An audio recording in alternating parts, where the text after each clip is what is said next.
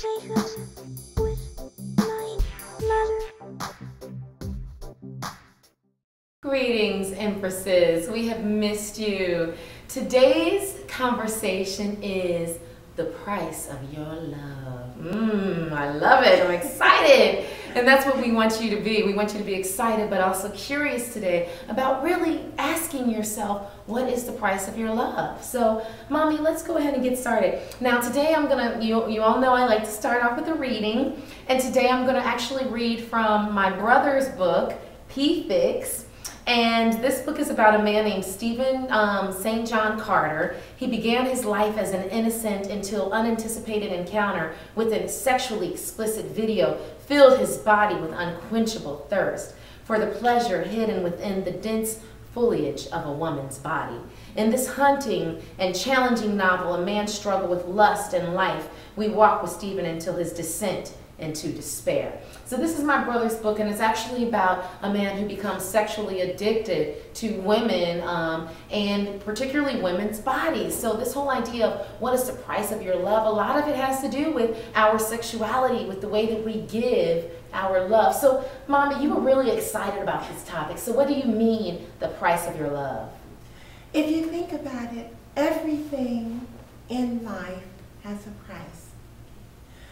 So one of the questions that becomes as well, what about your relationships? One of the things that we as women thought was that the women's movement talked about free love.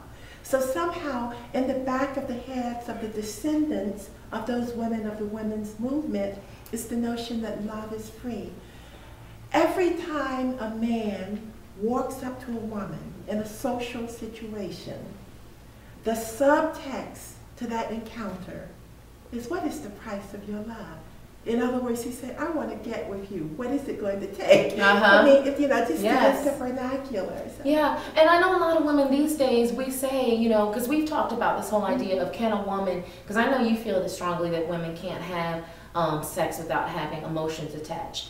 But I do know many women who can have a sexual encounter with a man where there is no type of emotion attached, where they might see this man and say, oh, girl, he is fine. And there's only one thing I can do with that, right? So what is, and historically, there was a price, right? If we go to many African traditional societies, you had to give cowries to give a certain, to be able to wed a woman, right? Or you had to be able to have a certain amount of stock to be able to wed a woman. But no longer, as you said, since the women's movement, do we have an explicit price for our love.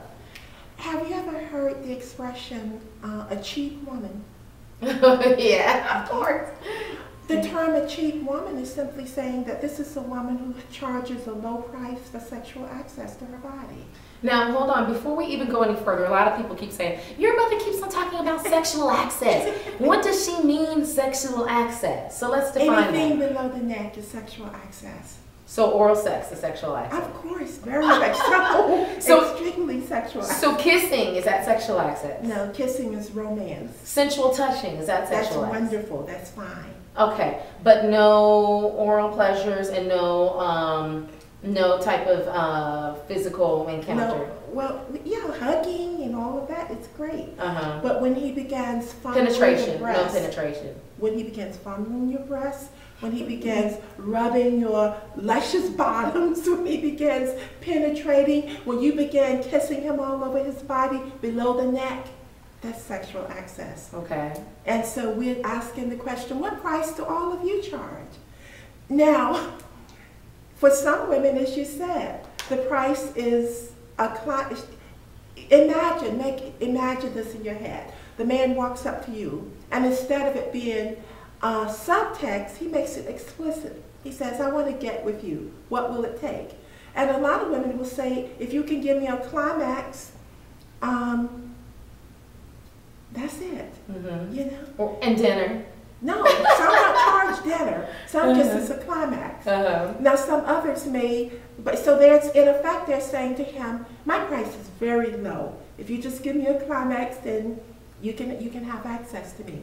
Now some others who are slightly more expensive will say, if you pay $50 for a dinner and buy me some wonderful roses, you can have sexual access. So my price is low also. Then there are some women who think they're charging a high price, but they're really still being very low. The price of their love is low, because they will say, well, pay to have my hair done, pay my car note, I even pay my rent, I even buy me a house. The price is still low.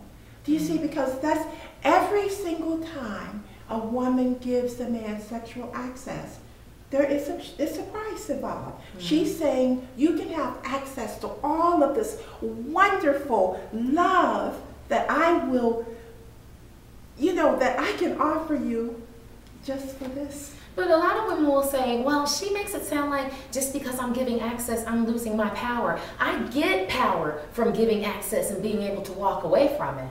You don't. Why?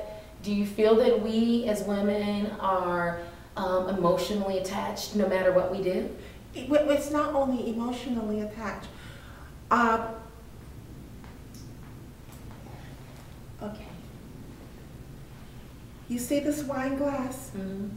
Do you see? Oh, look at it. It has certain what? Fingerprints. Every woman needs to say, I don't want too many fingerprints on my window pane. Because when I brought this glass in here, the glass was crystal clear.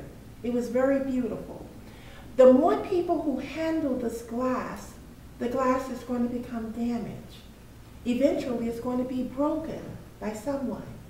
If you have one person handling this glass who really appreciates it, they're going to work to keep this glass clear.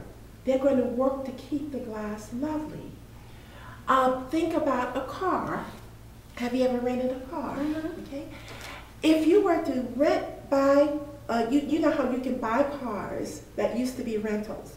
If you find a car that has 40,000 miles on it, the one that you buy from the rental company is not going to be in as good a condition as the one that you buy from a private owner, because too many people have driven that car.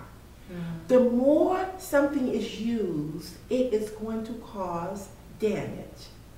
So it is for that reason that I say it's not free love. There is a price that we as women are paying. Now, you notice I have stayed away from the other prices. I don't want to even talk about the price in terms of, sexually transmitted diseases, unwanted pregnancies, abortions, children having to rear children alone. I don't want to talk about that. I don't want to talk about the fact that the economic, you're poor, when the price of your love is just a climax or a dinner. I don't want to talk about that. I'm just looking at the realm that there's a sofa. If you look at this chair, the chair is in good condition. We have a sofa upstairs in the TV room. What does that sofa look like? Oh, it's nice and comfortable. I know, it's very comfortable. It's always... It doesn't look as finished as this does, but it's nice. But it's also what? It stays dirty, doesn't it? Oh, it's not that bad, but you know. And we have it cleaned often, but it's warm. Too much low price sexual access will do that to a woman. It will wear your body, it wears your mind, it wears your emotions, it wears the spirit.